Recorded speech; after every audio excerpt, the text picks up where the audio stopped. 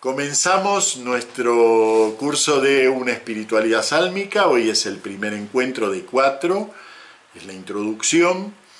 Y bueno, a ver quién más. No, la otra cuenta de Miguel. Bueno, muy bien, bienvenidos a todos, a los que están en vivo, que son poquitos, y los que lo hacen en diferido. Yo ya he dado varias veces un curso de salmos en más encuentros, 6 creo, llegó a tener 8. Lo he dado en 2013 más de una vez, en 2015 también más de una vez, en 2019, y no sé si lo he dado otras veces más. Yo los que tengo registro son esos 3 años, pero en los que a su vez lo he dado varias veces dentro del mismo año, ¿no? Este curso va a ser un poquito distinto que esos, empezando porque es muy breve, son 4 encuentros. Normalmente en aquel curso me interesaba más por la cuestión formal de los salmos. Acá no voy a trabajar mucho, hoy sí, porque bueno, una introducción hay que hacer. Hoy sí vamos a trabajar más la parte formal de los salmos, pero en realidad, como el título, fíjense que no se llama Los Salmos ni Introducción a los Salmos, sino Una Espiritualidad Sálmica. La idea de este curso es tratar de ver cómo puedo rezar con los salmos. Sobre todo esos salmos, ¿no?, en donde, bueno, se me habla o de cosas que están totalmente ajenas a mí, la batalla y los arqueros de Efraín le dieron la espalda en la batalla, y yo estoy rezando o estoy estudiando historia, ¿no? Y cuesta mucho meterse en eso. Bueno, los que están en vivo son todos del grupo de oficio de lectura, y creo que nos pasa lo mismo. Hay salmos que cuestan mucho, ¿no? Esos salmos en donde el enemigo parece que no se lo ama mucho, ¿no? Son salmos que cuestan. Bueno, hay un autor que me gusta mucho, lo conozco desde hace unos años, en un precioso libro que se llama de teología complicada, es una teología del Antiguo Testamento, pero que es una especie de juicio a Yahvé, ¿no? Y me llamó en su momento la atención, me pareció una perspectiva muy interesante, muy inteligente en el modo de leer el Antiguo Testamento, y empecé a buscar más obras de él. Y me apareció esta obra, El Mensaje de los Salmos, y la verdad que me ayudó mucho para entender muchos aspectos de los salmos, ¿no? Entonces con el tiempo fui pensando, bueno, ¿por qué no poner en diálogo? Ojo, no es ni una obra sencilla, ni es que yo voy a repetir lo que él dice. Ya saben que muy difícilmente de un autor, ¿no? De seguir directamente un autor. No lo hago nunca en mis cursos y tampoco lo haré en este. Pero sí que me gustaría mucho retomar sobre todo el marco conceptual con el que él entiende los salmos, y a partir de ahí, bueno, llegar a esto de la espiritualidad sálmica. Lo que más me gusta de la perspectiva de Brueggemann, y que no todos la tienen, yo les diría que es algo minoritario, lo que más me gusta de la perspectiva de Brueggemann es que él plantea que los salmos forman una unidad, un conjunto. No es, me gusta el Salmo 5, lo voy a rezar todos los días. Me gusta el Salmo 8, lo voy a rezar todos los días.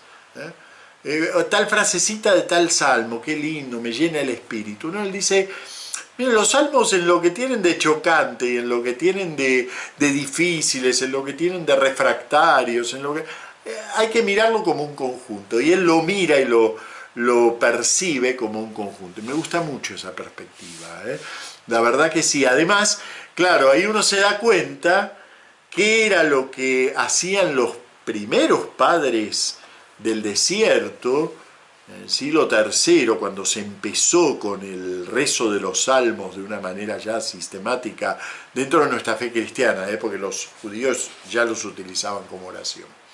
Pero dentro de la fe cristiana empieza el uso así más sistemático de los salmos, empieza en el siglo III, ¿no? En los monjes esos que llamamos, ustedes van a la bibliografía, van a encontrar los padres del desierto, ¿no?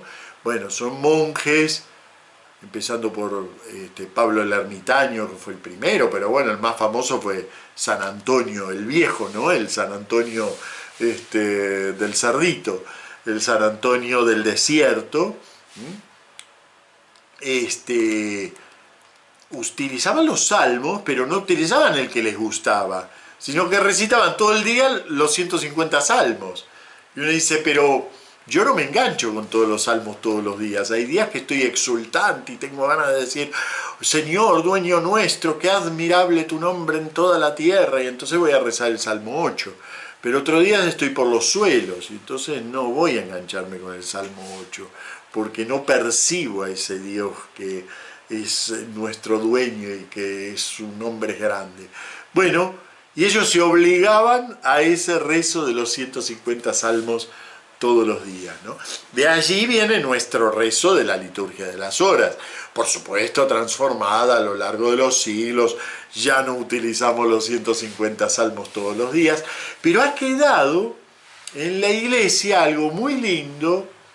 Ahora, recién con la última reforma litúrgica, se pusieron de lado 3 salmos, 3 solamente, y unos pocos fragmentitos de algunos salmos, que los llamamos genéricamente salmos imprecatorios. Ya se los voy a mencionar en otro momento y les explico lo que es esto. Pero si ustedes ponen en el libro de preguntas de TF, en lo que te preguntas, ponen salmos imprecatorios en el buscador, van a ver las explicaciones que doy allí sobre los salmos imprecatorios. Esos salmos que prácticamente que insultan al enemigo, ¿no? Y que se acaben y que lo degüellen y que Dios le pase por encima al que me hizo mal, ¿no? Y uno dice, eso no suena muy... no parece que lo podamos usar los cristianos, ¿no? Bueno, entonces, recién en la última reforma litúrgica se dejaron de lado y con muchas dudas esos textos, pero siempre se han utilizado todos los salmos. Incluso hay una cosa muy linda que dice Walter Brueggemann, él es protestante, ¿no? Y él se queja de que en las iglesias protestantes se seleccionan los salmos lindos, los salmos que son agradables para el corazón y para el espíritu, pero dice, la única que es más inclusiva con los salmos es la Iglesia Católica, ¿no? Lo miró un poco desde afuera, entonces habla de inclusividad, pero en realidad es al revés, es que nunca los hemos echado, ¿no? No es que los hemos incluido, es que la verdad nunca los hemos echado. Nuestra liturgia se concebía según ese modelo de los padres del desierto, ¿no? En donde los salmos trascienden el significado que tiene cada uno y se convierten en una unidad de oración, ¿no? Por eso esto de la espiritualidad sálmica. Bueno, voy a dar hoy algunas generalidades que son importantes, seguramente muchos de ustedes ya las saben, o porque han hecho otros cursos conmigo o porque han estudiado por su cuenta. No importa, pero vamos a dar algunas generalidades porque ustedes saben que yo a través de esas generalidades ya voy introduciendo lo que a mí me interesa transmitir en el curso, ¿no? Entonces, bueno, lo primero es el nombre del libro, nosotros lo llamamos Salterio, libro de los Salmos, pero eso proviene de la Biblia griega. La Biblia hebrea los llama Tehilim. Tehilim quiere decir himnos. Himnos. Ahora bien, el himno es en realidad un género, y los salmos no son todos himnos. La palabra salmo, ya les digo que viene de la Biblia griega, quiere decir composición para cantar con el salterion, con el arpa, una especie de arpa es el salterion. Entonces, composición para cantar con el arpa. En realidad no es ninguna de las dos cosas, ni es una colección de himnos, ni es un salterio en ese sentido, en que todo sea adecuado para cantar, un canto así sereno y armónico como el de las arpas, ¿no? No, ninguna de las dos cosas es cierta. Y esto ya nos marca algo lindo, que es que los propios transmisores de esta tradición bíblica, si bien coleccionaron los libros y si bien los unieron, y le dieron la forma que tiene actualmente el Salterio, también se sintieron un poco perplejos por la variedad de estos textos, ¿no? Que son, claro, esa palabra que tanto me gusta y que siempre la uso, ¿no? Son calidoscópicos, ¿no? Porque uno se pone a mirar el Salterio y resulta que las figuras que forma son múltiples, ¿no? No se puede, ¿qué son? ¿Todos himnos? No, no son todos himnos. ¿Todos lamentos? No, no son todos lamentos. ¿Y todos hablan de la armonía con Dios? No, a veces no. A veces se pelean con Dios. ¿Y todos agradecen a Dios? Sí, a veces, y hay días que no. ¿Y son todas liturgias? No, tampoco, pero hay liturgias. Hay de todo un poco. Por supuesto, no son la única poética bíblica. A veces, bueno, ahora no tanto. Afortunadamente las Biblias ahora, cuando las imprimen, tienen en cuenta de respetar, por ejemplo, la forma poética de Isaías, la forma poética de Job, ¿eh? Respetar que son versos, incluso en la liturgia, ¿eh? Si ustedes van al leccionario que leemos en la misa, van a ver que en la actualidad, cuando se trata de profetas poetas, como Jeremías, como Isaías, bueno, como Oseas y como tantos otros, la mayoría, cuando se trata de profetas poetas lo ponen en forma poética, en forma así de versos, ¿eh? Mientras que cuando se trata de narraciones, prosas, se pone ocupando de un lado al otro del renglón, ¿no? De margen a margen. Eso es una ventaja porque nos permite darnos cuenta de que la Biblia está llena de textos poéticos. Lo poético ocupa mucho más espacio que la prosa en la Biblia, ¿eh? Así que los salmos no son una rara avis dentro de la Biblia, al contrario, en realidad la mayor parte de la Biblia es poética. Pero estos salmos forman una colección muy especial. Incluso hay algunos otros libros poéticos, pero no los identificamos con lo mismo que identificamos el Salterio, ¿eh? Por ejemplo, las Lamentaciones. ¿Ven? El libro de las Lamentaciones los usamos como textos poéticos también. Ustedes saben que dentro de la liturgia de las horas utilizamos los 150 salmos, 147, ¿no? Menos esos 3 imprecatorios, 147 salmos, pero utilizamos también otros a los que no los llamamos salmos, los llamamos cánticos. ¿Cuál es la diferencia? Ninguna. Poéticamente tienen las mismas técnicas de escritura, es decir, también utilizan versos paralelos, como los salmos, también son de géneros variados, como los salmos, pero no son los salmos, es decir, los salmos forman realmente un conjunto cerrado. Y entonces nosotros distinguimos salmo y cántico. Uno de los libritos que más les voy a recomendar, que tengan siempre en la biblioteca, es el librito de Jekyll, Salmos y Cánticos del Breviario. El que lo puede tener en papel, mejor, ¿eh? Pero bueno, en digital también. Y sin embargo, fíjense el título, ¿no? Salmos y Cánticos. O sea, los salmos forman una unidad. Esto significa que el libro de los salmos trasciende las unidades individuales que lo componen y que se llama salmos, ¿eh? Tiene una percepción de conjunto. Es como cuando ustedes dicen, bueno, las 1001 noches son, sin duda, es una colección de cuentos, pero hay una idea de conjunto que hace que sean las 1001 noches y no las 900 noches ni las 1500 noches, me pone aquí Azucena, si puedo anotar el libro, está en la bibliografía. Ya cuando lleguemos al final, que leemos esa paginita de bibliografía, lo destaco y lo comento también un poquito, Bueno, muy bien. Vamos a ver, esto es como una introducción muy general. Vamos al tema de la autoría de los salmos. Por supuesto, ya sé que en la actualidad no hay ya problema como lo había hace, les diré que no tantos años, por decir, bueno, los salmos no son de David, pero ustedes saben que en el imaginario bíblico hay 5 autorías inamovibles. La de Moisés, el Pentateuco. La de los Salmos, David. La de los libros de sabiduría, Salomón. La de los Evangelios, apóstoles. Y la de las cartas con destinatario en el Nuevo Testamento, de Pablo. Por distintas razones se llegaron a esas convicciones, no es todo por lo mismo, pero han quedado así en el espíritu religioso, ¿no? Entonces fíjense, cuando Jesús dice ¿qué dice la ley? No dice qué dice la ley, sino que dice Moisés, que dice Moisés. Y entonces, claro, poco como ya lo usó eso Jesús, entonces quedó más consolidada la idea de que Moisés era el autor del Pentateuco, David el autor de los Salmos, ¿no? Bueno, son autorías ficticias, simbólicas. Les pongo aquí, ¿no? que bueno,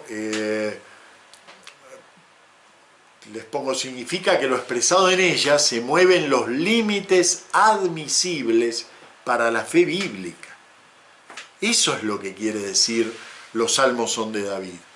Quiere decir que en una fe que es, entre otras cosas, davídica, los salmos se mueven en los límites de esa fe. Fíjense que la afirmación de que los salmos son de David convivió durante siglos con la evidencia de que algunos salmos empiezan diciendo salmo de los hijos de Coré, salmo de Etán el indígena, salmo de Salomón. No había problema. ¿Por qué? Porque entendían los antiguos que eso de los salmos son de David no quería decir autoría, sino autoridad. ¿Y por qué esto es importante? Porque lamentablemente con el tiempo se pasó, como ya saben, pasó lo mismo en el Pentateuco, pasó lo mismo en los Evangelios, lamentablemente. Se pasó a que este libro es de esta persona, significaba que estaba ubicado históricamente en ese momento. Y entonces, si los salmos eran de David, eran composiciones muy antiguas del siglo X a.C., y por lo tanto cuando hablaban del destierro hablaban proféticamente, porque David es 5 siglos antes del destierro. Entonces, ¿cómo David va a hablar del destierro? Es que era profeta. Entonces, claro, ¿ven? Empezó a hacer cortocircuito todo eso. Bueno, en la actualidad ya no discutimos eso. Los salmos simbólicamente son de la autoridad davídica. De hecho, ningún salmo dice que es de David. Cuando nosotros traducimos salmo de David, en realidad es una expresión hebrea intraducible, que es le David. Podría ser del entorno de David o relacionado con la colección de escritos davídicos. Podría querer decir muchas cosas, pero no de David. Le David no quiere decir eso. Bueno, fíjense que esto nos sirve para entender algunas cositas curiosas, ¿no? Les pongo aquí algunos ejemplos. El Salmo 51 ha crecido. ¿Qué quiere decir que ha crecido? Si ustedes van al Salmo 51, precioso, el Miserere, algunos salmos, claro, son tan entrañables en su uso litúrgico que algunos los seguimos llamando con su nombre, su viejo nombre latino, ¿no?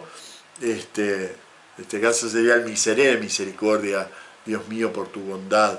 Es precioso este salmo y lo usamos cuántas veces en la liturgia, todos los viernes, por lo pronto en laudes. Y eso es un canto muy íntimo de pedido de perdón. Crea en mí un corazón puro, renuévame por dentro con espíritu firme. Pero a mí, está hablando de mí. Soy yo pidiéndole a Dios perdón, y de repente el salmo pasa: Señor, por tu bondad favorece a Sion, reconstruye las murallas de Jerusalén.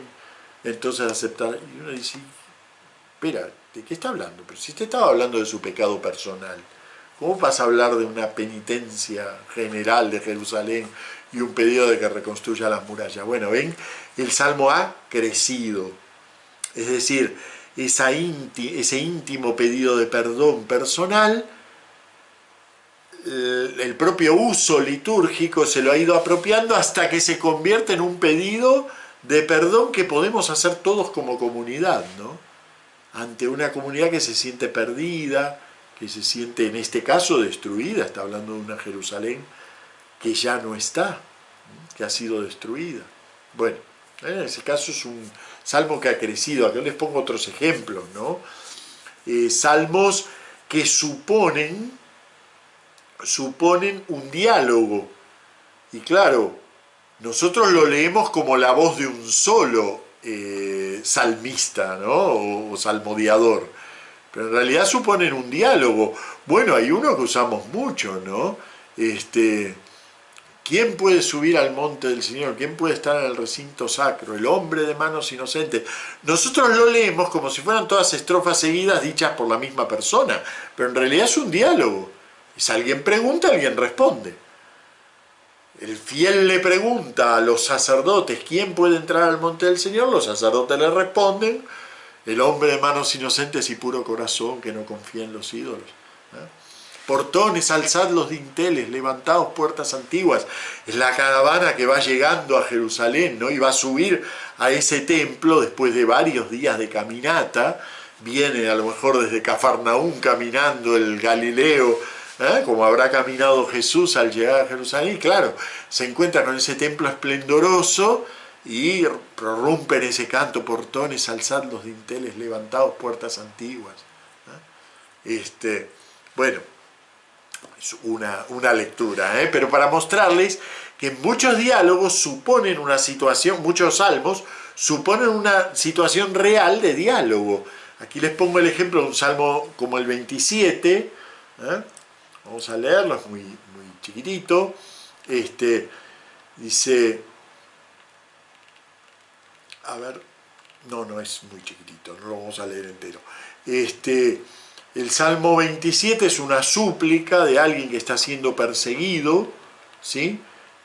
Señor, enséñame tu camino, guíame por la senda llana, tengo enemigos, no me entregues a la hazaña de mi adversario.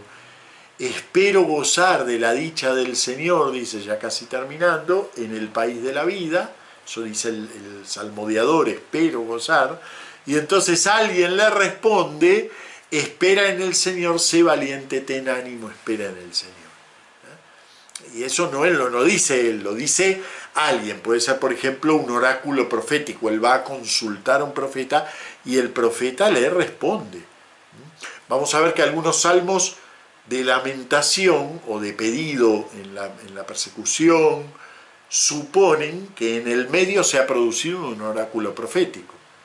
Y eso nos pasa a veces, cuando estamos leyendo nos quedamos desconcertados. Pasa de, Señor, tengo miedo, me ataca una jauría, te doy gracias porque me liberaste, pero si estabas diciendo que estabas rodeado por perros, ¿cómo ahora te liberó así de repente? Bueno, posiblemente en el medio ocurre una liturgia de sanación o un oráculo de salvación que no está escrito, pero ven, el texto supone un entorno muy dinámico, ¿no? En donde se dialoga litúrgicamente, como hacemos nosotros cuando rezamos los salmos, que vamos pasando de voces distintas.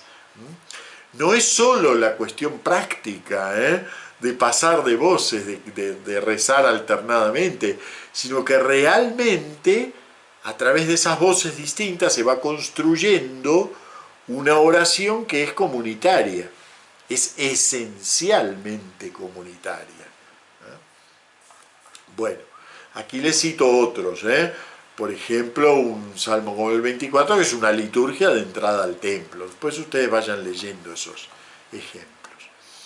Y les pongo aquí que en realidad los salmos, incluso el conjunto del plan de los salmos, manifiesta una fe muy probada, muy madura, muy endurecida por las pruebas, por el dolor, por el sufrimiento. No es una fe ingenua, no es una fe rosa, es una fe muy probada. Y entonces, claro, es difícil que esto sea muy antiguo. Muy posiblemente son salmos que han pasado y han aquilatado la experiencia del exilio, la mayor experiencia de dolor que pasó Israel, ¿no? la experiencia del exilio en Babilonia.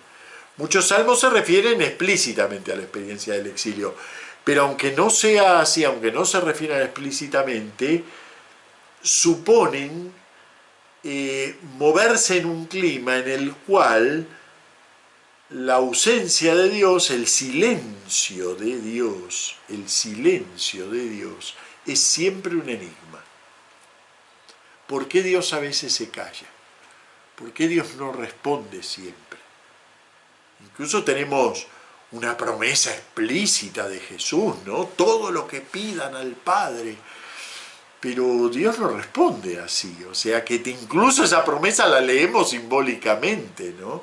Entonces el gran enigma religioso es, ¿por qué Dios se calla? ¿Por qué Dios se ausenta? ¿Se ausenta realmente? Bien, bueno, y ahí vienen los diálogos que se establecen en los salmos. Y entonces, claro, si yo les planteo que justamente lo que quiero es ver los salmos no individualmente, sino como un conjunto, tenemos que tratar el tema de los salmos como colección, tal como nos llegan a nosotros nos llegan como una colección. Y son 150, no son ni 149, ni 151. Bueno, en realidad en la Biblia griega hay 151 salmos, lo que pasa es que uno quedó fuera. Se sabe que hay 151, pero ha quedado fuera uno. Justamente hay como una voluntad en los compiladores de que sean 150, nadie sabe por qué, Incluso hay salmos repetidos, como si no les hubiera alcanzado los que tenían, pero había que llegar a 150. Entonces, hay algunos, ven, aquí les pongo el ejemplo, el 53 es el mismo que el 14. La segunda parte del 40 es el mismo que el 70. Entonces, no son muchos, pero hay salmos repetidos. Hay salmos que forman una unidad, pero han sido cortados para que sean dos salmos en vez de uno. El más notable en eso es el 42-43. Realmente hoy no los leemos nunca por separado, porque es evidente que el 43 es la tercera parte del 42. El 42 tiene dos partes y su tercera parte es el 43. Y siempre además se repite el mismo estribillo en los dos salmos, ¿no? Alma mía, ¿por qué te me turbas? Espera en Dios que volverás a alabarlo, salud de mi rostro, Dios mío. 42 y 43. Entonces, ¿por qué los cortaron? Si es tan evidente que forman una unidad. Es como si hubiera habido una voluntad de que fueran 150. Y entonces cuando por la transmisión de los textos se iban a lo mejor desemparejando, bueno, aparecía alguien que decía, no, aquí vamos a cortar este texto para que vuelvan a ser 150. Nadie sabe por qué. Yo les aventuro aquí una explicación entre cabalística, ¿no? y puramente hipotética. Claro, el 15 en hebreo es un número sagrado. ¿Por qué es sagrado? Porque saben que no tienen números en hebreo, ¿no? Entonces los números son las letras del alfabeto. La Aleph es el 1, la Bet es el 2, la Gimel es el 3, bueno. Y así. El 10 es la Yod. Y el 5 es la Hei. Entonces el 15 es el Yod Hei. 10 y 5. Porque también tienen un sistema decimal como nosotros, ¿no? Entonces 10 y 5. Yod Hei. Pero resulta que Yod Hei es el nombre de Dios. Yahvé es Yod Hei Bab Hei. Pero Yod Hei, las dos primeras letras del tetragrama sagrado, las dos primeras letras son el apócope del nombre de Dios, o sea, la forma breve del nombre de Dios. Lo usamos incluso, ¿no? La palabra aleluya es eso, es alabada a Dios, a Yahvé. Se usa ahí como el apodo de Dios, que son las dos letras, la forma breve del nombre. Aleluya, alabada a Dios, a Yahvé. Y entonces, claro, el Yod-Hei, no se escribe nunca, porque es un número sagrado, pero resulta que es el nombre de Dios. Entonces, el 15 lo escriben poniendo el 9 más el 6 en vez del 10 más el 5. Es una rareza esa. O sea, si uno ve el número 15, no está bien formado, está anómalamente formado. Pero el 15 sigue siendo 10 y 5, o sea, Yod-Hei. Es un número sagrado. Ustedes saben que en toda esta mentalidad mística de los números, un múltiplo por 100 o por 1000 indica sobreabundancia, ¿no?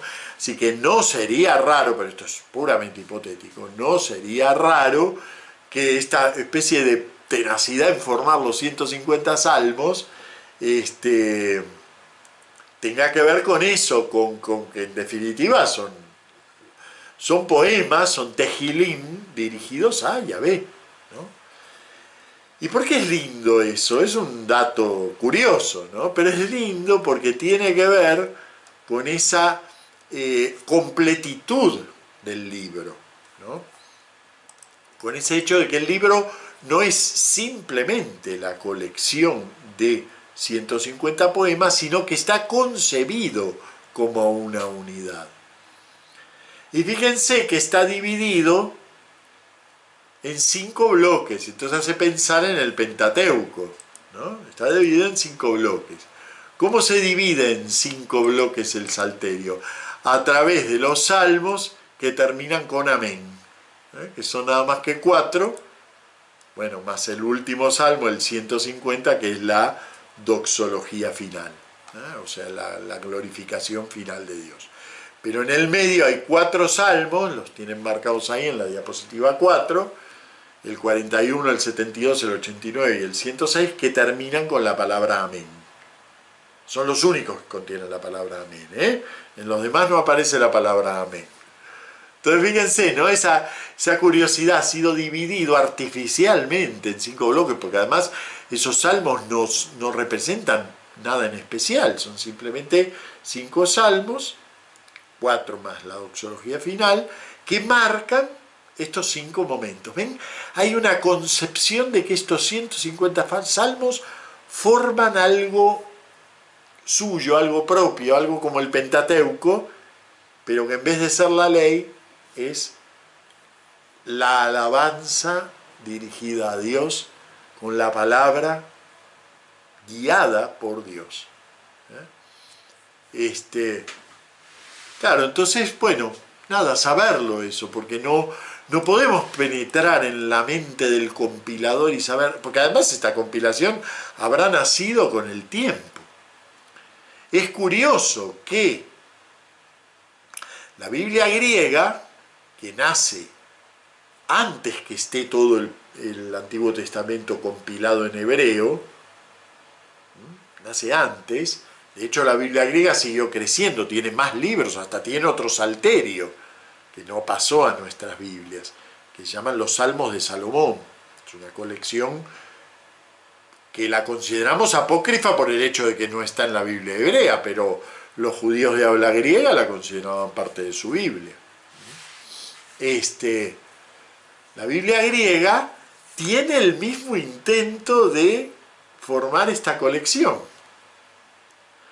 De allí proviene el problema de la doble numeración. Se los trato brevemente en la diapositiva 5.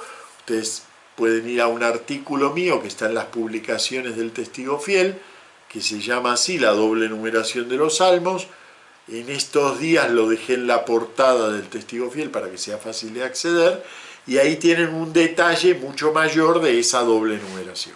La doble numeración, como hablábamos al principio, antes de empezar la clase, es posiblemente uno de los mayores problemas para el que quiere leer los salmos. Sobre todo si está acostumbrado al entorno litúrgico, ¿no? ¿Por qué? Porque la doble numeración proviene de que la colección griega y la hebrea no nacieron exactamente iguales. Entonces, poemas. Ustedes recuerden que la Biblia en la antigüedad no tiene números de capítulos ni nada de eso, pero sí que en el caso de los salmos, sí que se pueden distinguir los poemas en los manuscritos, ¿no? Entonces, los poemas de la colección hebrea, a lo mejor como pasa con el 9 y el 10 de la numeración griega, forman en realidad un único poema en la numeración hebrea. Entonces, claro, ¿qué pasó? Que se empezó a desfasar el número. Lo que era todo 9 para la numeración hebrea, era 9 y 10 para la hebrea. Por lo tanto, el que pasó a ser 10 para la hebrea era 11 para la griega y así. En la práctica, les pongo aquí todos los salmos que van del 10 al 146. Cuando me refiero a la numeración cúltica, hay que sumarle 1 si lo queremos encontrar en la Biblia. O sea, la numeración cúltica tiene un numerito menos que la numeración bíblica, que la numeración con la que lo tenemos en nuestra edición bíblica, cualquiera, Biblia de Jerusalén, Libro del Pueblo de Dios, el que sea. Bien, el libro de nuestro pueblo, la Biblia de nuestro pueblo, no me acuerdo cuál es la de los jesuitas, que es tan bonita. Bueno, todas utilizan la numeración hebrea. Eso en la actualidad. Pero ¿qué pasa? Que el culto nuestro, el católico, saben que está atado a la Vulgata latina. Y la Vulgata latina en los salmos provenía de la traducción de los 70, o sea, la traducción griega. Y entonces la numeración es la de la Biblia griega, para el culto. Bueno, nos tenemos que apañar con eso. ¿Qué le va a hacer? Es confuso para todos. Tenemos una ventaja, que es que toda la bibliografía, toda, de cabo a rabo, toda la bibliografía que lean sobre los salmos usa siempre la numeración que llamamos bíblica, es decir, la hebrea. Siempre. No usan la numeración cúltica, es decir, la griega. Nunca. Salvo un libro. El libro de Jekyll de Cantos, Salmos y Cánticos del Breviario hace una pequeña ensalada el hombre, porque utiliza la numeración cúltica. ¿Por qué? Porque el libro se llama Salmos y Cánticos del Breviario, de la Liturgia de las Horas. Entonces, netamente usa la numeración adecuada para ese contexto, que es la numeración del culto. Pero luego resulta que cuando uno ve las notas, las introducciones y todo eso, él se refiere a los salmos con la numeración hebrea, no con la numeración griega. Así que también ahí resulta un poquitito confuso. Pero bueno, en la práctica es la numeración cúltica la que usa ese libro. En el Testigo Fiel, en la sección Los Salmos, yo prácticamente transcribo la obra de Jekyll en línea, en la sección Los Salmos, con mucho más material, pero la base es ese librito de Jekyll. Pero ojo, yo utilizo siempre la numeración bíblica, la hebrea. Solo entre paréntesis, hago como las Biblias, que entre paréntesis nos ponen la numeración cúltica. Tenemos que aceptarlo así, es así la convención y no hay solución lamentablemente a esto. No se puede ya remediar porque son 5 siglos de uso y bibliografía de una numeración complicada. Y entonces no se puede, por decreto, decir, bueno, a partir de ahora siempre se va a usar la numeración hebrea. Sí, pero siempre te va a quedar que esta obra utiliza la griega y bueno, entonces solución no tiene, porque lamentablemente el uso de estas cosas es acumulativo. No estaría mal de todos modos que la Iglesia tomara la decisión de empezar a usar en la liturgia la numeración hebrea. No estaría mal, pero no se ha tomado esa solución por ahora, por lo menos. Bueno, entonces, resumiendo, de los Salmos 10 al 146, en el culto figura un número menos que en la Biblia. Entonces, si ustedes quieren buscar, si ustedes ven que en la misa dice que vamos a leer el Salmo 50, ustedes le suman 1 y lo buscan en la Biblia, es el 51. Si en la misa dice que va a usar el Salmo 109, ustedes le suman 1 y buscan el 110 en la Biblia. Hay que hacer eso. Esto falla en unos salmos que les puse ahí, 114 a 116, porque ahí se desfasa todavía más, se desfasa un número más. Pero bueno, son muy poquitos salmos y no hace falta acordárselo. Uno ahí simplemente se pone a buscar y encuentra. Bueno, mayor problema lo van a tener con la obra de Brueggemann, porque él es protestante y los protestantes no numeran los títulos de los salmos. Para nosotros el título forma parte del salmo, pero para ellos no. El título interno del salmo, no el título editorial, que es otra cosa. Pero ese título interno que dice Salmo de David para cuando el episodio de Betsabé, y te sitúa el Salmo 50 en un episodio concreto de la vida de David, aunque el Salmo no sea de David, pero lo relaciona con un episodio de la vida de David, ese título para nosotros forma parte del texto. Y entonces lo numeramos. Pero los protestantes no. Entonces se desfasa un numerito la numeración de los salmos, de los versículos. Y entonces, cuando ustedes van a la obra, claro, en Salmos hay mucha bibliografía protestante y muy buena, pero claro, cuando el autor te explica, te dice, sí, porque en el Salmo tal, en el versículo 4, hay una ruptura, y uno va al 4 y no hay ninguna ruptura, entonces hay que seguir leyendo, porque va a ser en el 5 la ruptura, para nosotros, va a ser en el 5. No hay solución a eso, ¿no? Porque son dos sistemas de numeración. La numeración en realidad la inventó el protestantismo, pero la adoptó muy rápidamente la Iglesia Católica en el siglo XVI, ¿no? Se inventó a finales del siglo XVI y unos pocos años después la Iglesia Católica lo vio como una buena innovación y la incorporó.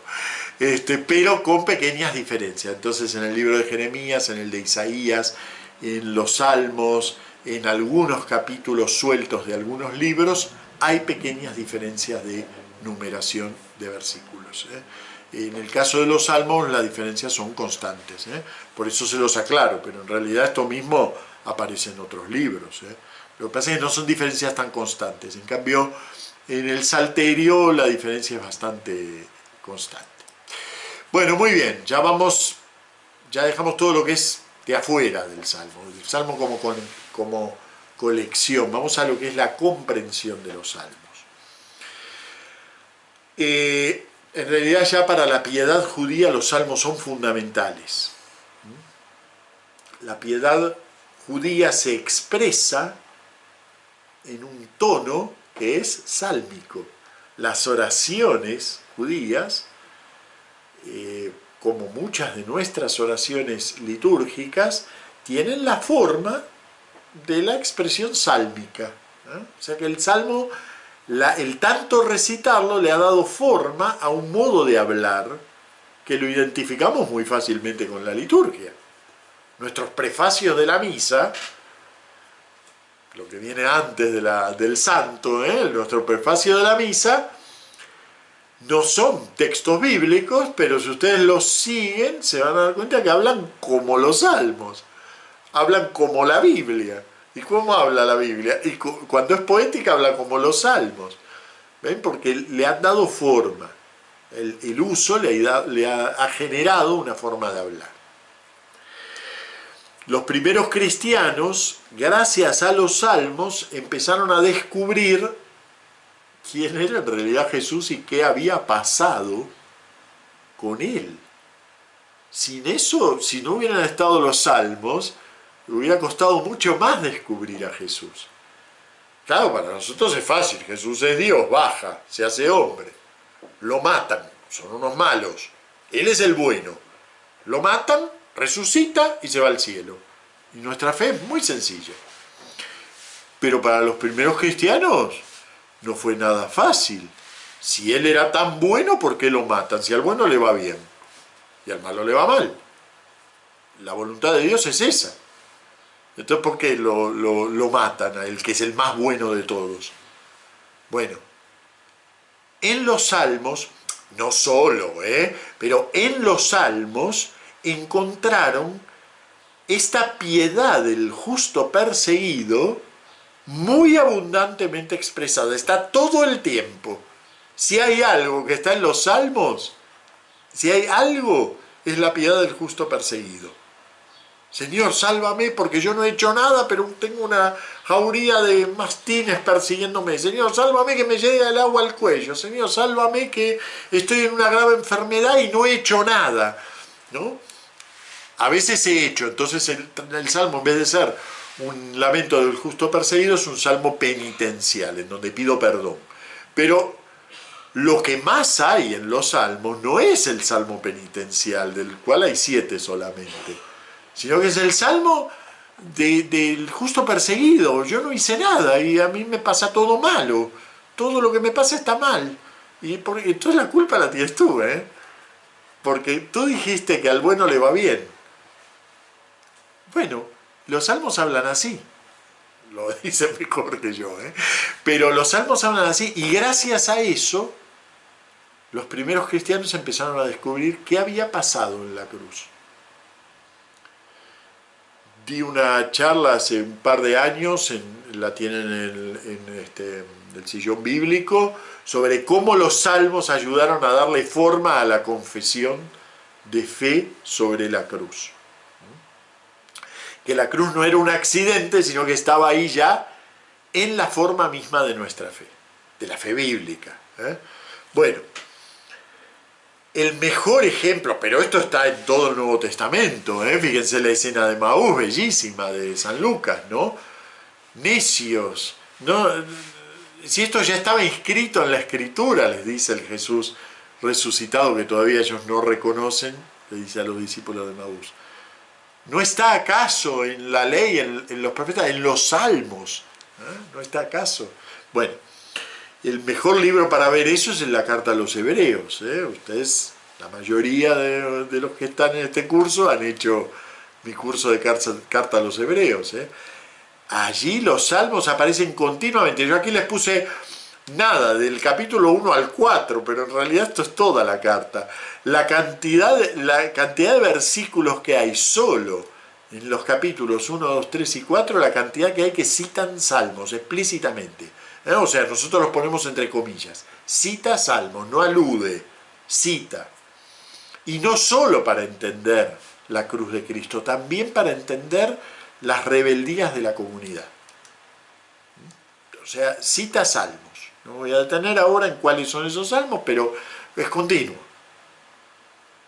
Principalmente el Salmo 2, el Salmo 110, que son salmos que fueron considerados como proféticos, como si hablaran de la cruz. Les pongo aquí, se transformaron en una usina de teología crucis, o sea, teología de la cruz.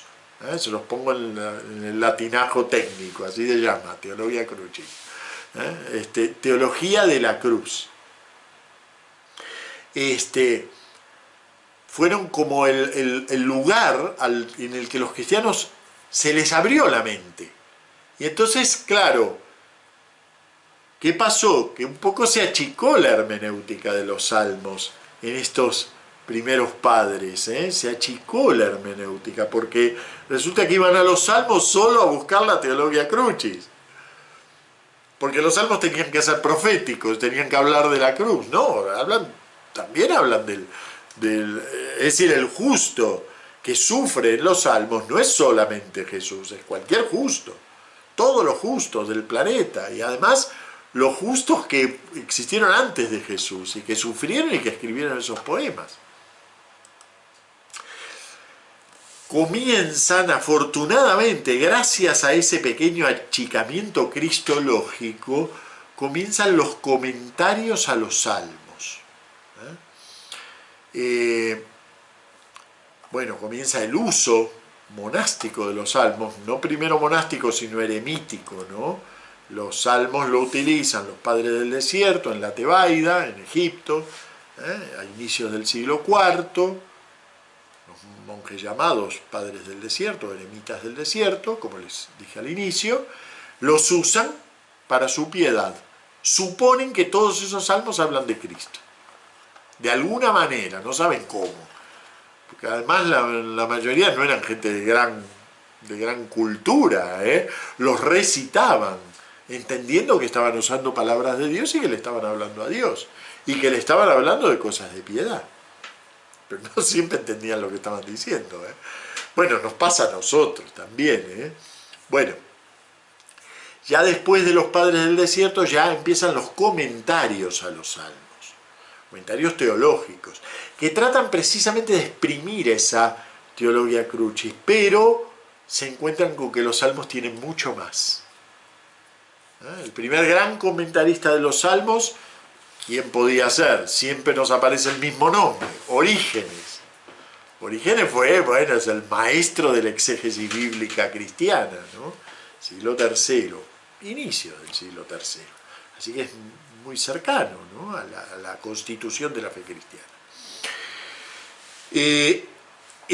Sus comentarios se perdieron, los de él, como tantas obras de Orígenes, casi todas se han perdido, porque como fue considerado por algunos, bueno, fue un personaje, fíjense que no es San Orígenes, aunque la Iglesia lo respeta muchísimo y leemos cosas de Orígenes en el breviario y todo, pero no es San Orígenes, porque bueno, fue muy cuestionado y dijo algunas cosas que se fueron mucho de la fe cristiana, ¿no? Entonces es un personaje limítrofe de la fe, pero fue el gran exégeta el que abrió, se puede decir, el que abrió la exégesis bíblica cristiana, ¿no? Que dejó de ser una tarea de gente más o menos piadosa que leía el Antiguo Testamento y pasó a tener un corpus propio de comprensión y de...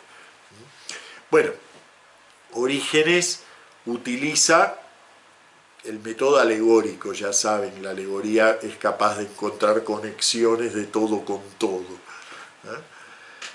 Sus comentarios a los salmos, aunque se perdieron, se conservaron en traducciones de Rufino, de Jerónimo, y de alguna manera creó escuela.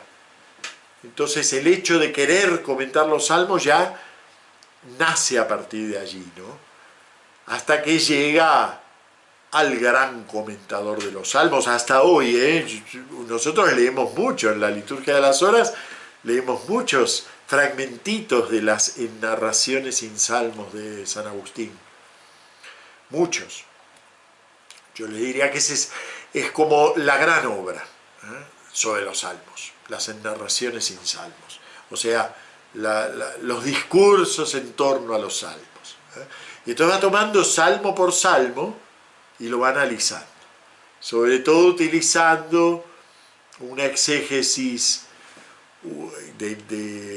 nueva que está siendo probada en ese momento. Claro, cuando nosotros leemos todo esto son los clásicos, ¿no? Entonces ellos sabían lo que hacían. No sabían lo que hacían, estaban probando métodos, estaban aprendiendo como hacemos nosotros, que seguimos aprendiendo. Ellos estaban aprendiendo. Entonces San Agustín toma la obra de un no católico, de un donatista, también lo cité en el sillón bíblico de ayer, pero porque como estaba preparando esto lo tenía muy fresco en la cabeza. Ticonio tiene una obra, una obrita muy breve, yo la tengo ahí, es un cuadernito, se llama Las reglas el libro de las reglas, así se llama. Y son 7 reglas, pero marcaron la exégesis bíblica durante siglos. Durante siglos. Era la metodología para leer la Biblia. Como nosotros hoy vamos a, qué sé yo, para los salmos vamos a Gunkel, para, no sé, para el Pentateuco, durante todo el siglo XX se usó Wellhausen como metodología, vamos a esos grandes autores. Bueno, San Agustín recurrió a Ticonio, que no era, les insisto en que no era católico, porque yo en mi curso me voy a basar en un autor que tampoco es católico, entonces digo, bueno, San Agustín también se basaba en un autor porque basarse en un autor no quiere decir que uno le rinde pleitesía, quiere decir que ha encontrado que ese autor penetra en algo que los demás autores no penetran, ¿no? Entonces, bueno, le daba un poco de escrúpulo al San Agustín. A mí no me da escrúpulo, pero a San Agustín le daba escrúpulo, ¿eh? Y le escribió a un obispo pidiéndole opinión, el otro ni le contestó, así que San Agustín siguió adelante y escribió sus narraciones sin salmos, sus de doctrina cristiana, varias obras de él, basado en el método exegético de Ticonio, pero lo elevó a la enésima potencia, ¿eh? ¿Cuál es ese método? Bueno, eso que siempre leemos cuando nos toca algún textito de San Agustín, la cabeza y el cuerpo. Ah, esto se refiere a la cabeza, esto se refiere al cuerpo. Eso que dice la carta a los colosenses que leemos mañana en la misa, ¿no? Él es también la cabeza del cuerpo de la iglesia. Y eso lo utiliza San Agustín como marco para entender por qué algunos salmos hablan del justo perseguido, pero hablan también del pecado. ¿Y cómo puede ser? Si es justo, y además si ese salmo habla de Cristo, que es justo y no tiene pecado, ¿cómo va a hablar del pecado? Bueno, porque es la cabeza y el cuerpo. La cabeza es impecable, pero el cuerpo es pecador. Y gracias a eso entra toda una forma nueva de leer los salmos. Toda una forma nueva. No quiere decir que así es como se debe leer, pero, les soy sincero, muchas veces uno tiene que hacer esa transposición interior al leer el salmo en la liturgia, ¿no? Pensar que en la liturgia está puesto porque para la liturgia ese salmo habla en realidad de Cristo. Y entonces yo le estoy prestando la voz al justo Cristo que reclama, como en Getsemaní, por la cruz en la que va a ser crucificado, pero al mismo tiempo yo soy Abel, ese hombre pecador que entra en la iglesia y reclama el perdón, pero no porque se lo merezca, sino porque no se lo merece, ¿no? Y entonces, bueno, ven, uno tiene que hacer esa transposición mental y eso forma parte de la espiritualidad del Salmo. No porque el autor del Salmo haya pensado en eso, el autor del Salmo no conoce a Cristo, pero sí porque cuando el Salmo entra en la liturgia, entra de la mano de esta hermenéutica de cabeza y cuerpo. Entra a la liturgia por ese motivo. Y entonces, bueno, forma parte del movimiento interior que tiene que hacer nuestro espíritu cuando reza los salmos. No nos podemos atribuir todo lo que dice el Salmo, aunque lo diga en primera persona. Bueno, luego siguen otras formas de comentar, voy a abreviar un poquito, nada más que para terminar un par de diapositivas más. Tienen una muy completa, compleja también, muy completa historia de la exégesis de los salmos en los dos volúmenes, no ya en el librito de Jekyll que les mencioné antes, Salmos y Cánticos del Breviario, sino en su tratado sobre los salmos, que es una obra fundamental, difícil, pero fundamental. Se llama así, Los Salmos, y son dos volúmenes. El primer volumen, además de contener la primera mitad de la obra, tiene una introducción a los salmos, de donde yo tomo mucho, por ejemplo, la clasificación de los salmos. Alonso Jekyll es un referente del estudio de los salmos, y además es el autor de esta traducción litúrgica que utilizamos, ¿no?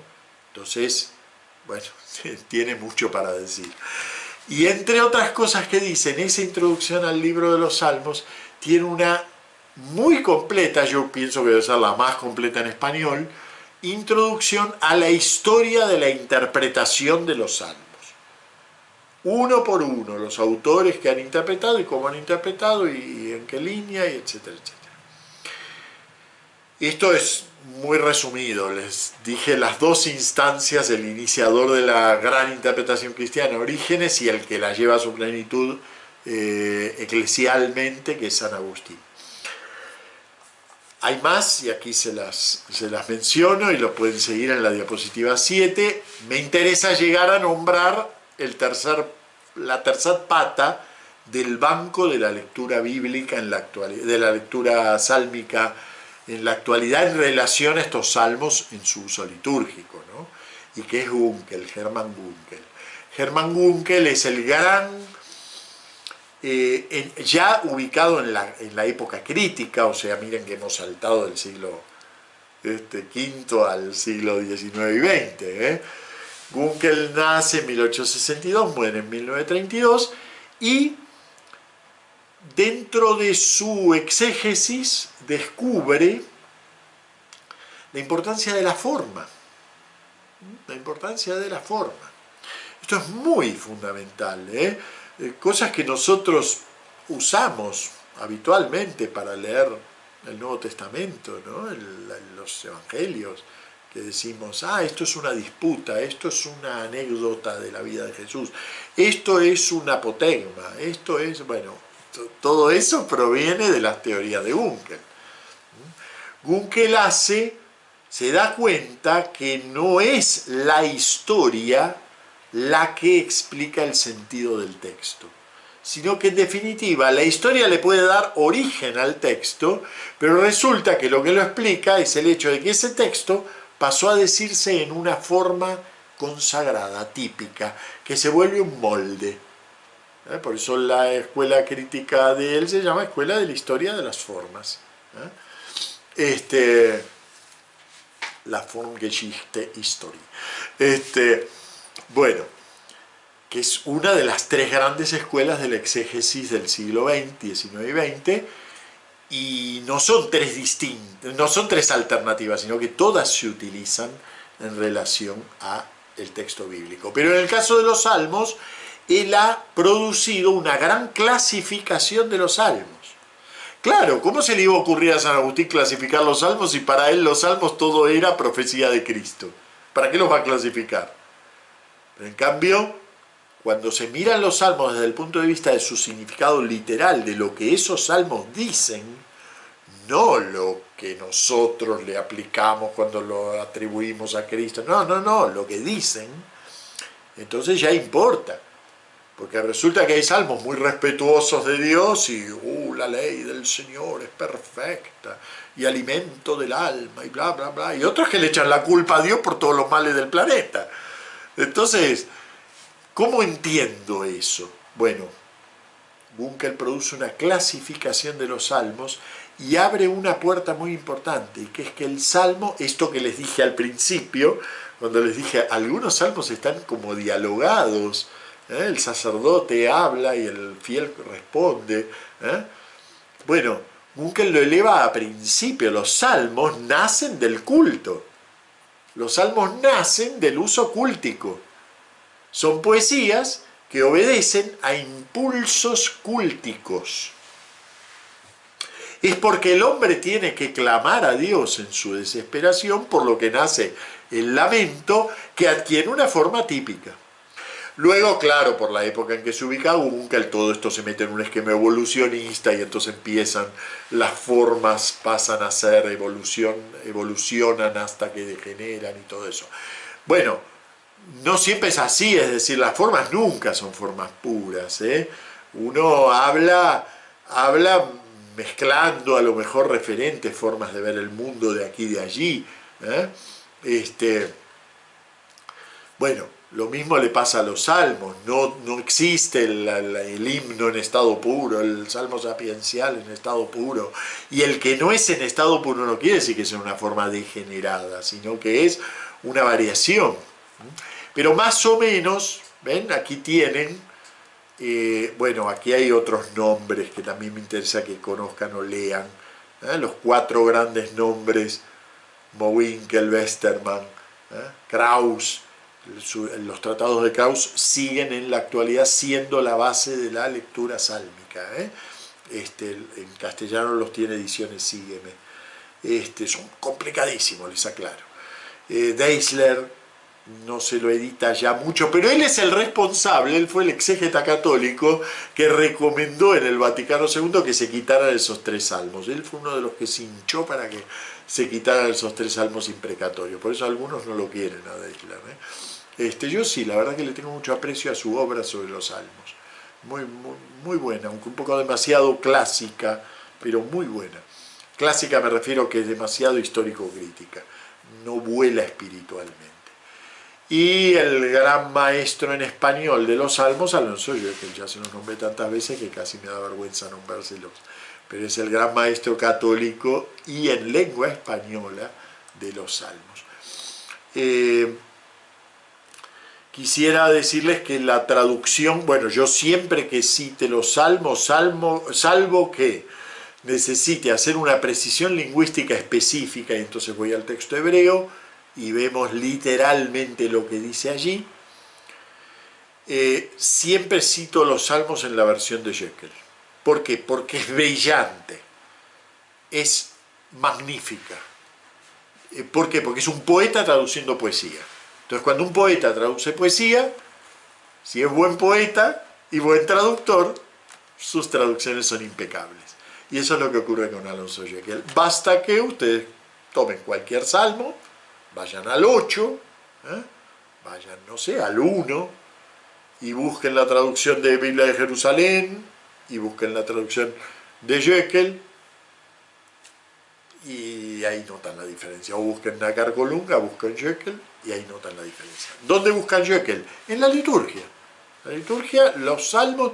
Fíjense que ha hecho la Iglesia Española, ha hecho eso de cambiar la traducción litúrgica, y hace unos cuantos años ya que estamos usando otra traducción que no es la de Jekyll, pero los salmos se ha respetado prácticamente al 100% la traducción de Jekyll. En los salmos, en lo demás no. Esto tiene muchas vueltas de por qué es así, pero en los salmos se ha respetado la traducción de Jekyll.